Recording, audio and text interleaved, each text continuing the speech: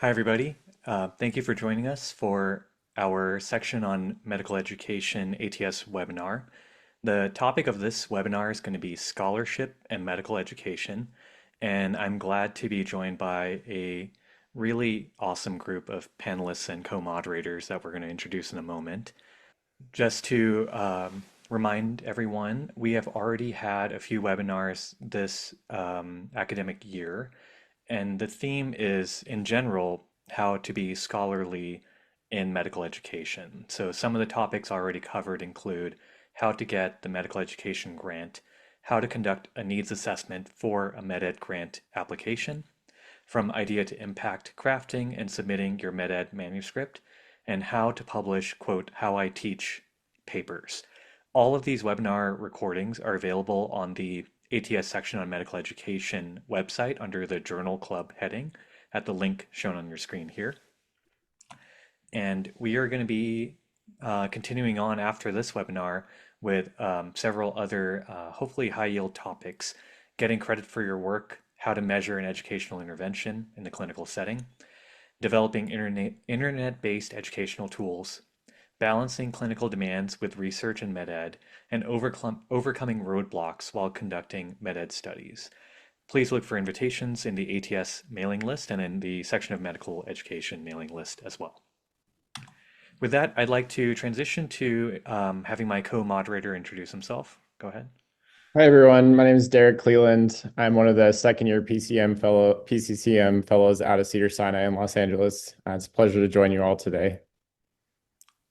And my name's Arun Kanapan. I'm pulmonary critical care trained attending clinician educator over at the University of Colorado at Anschutz Medical Campus.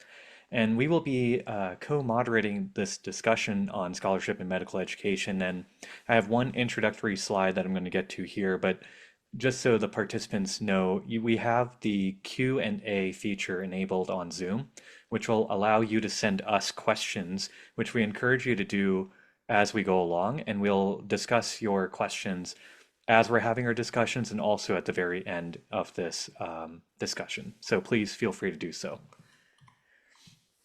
One of the ways that I think about scholarship is using the Boyer model of scholarship, which was developed by Boyer back in 1990. And this was largely meant to be a departure from the traditional framework by which scholarship was defined, which is very simply you do an experiment, you measure the experiment, you publish on the experiment, traditional research to give it more of a broader scope.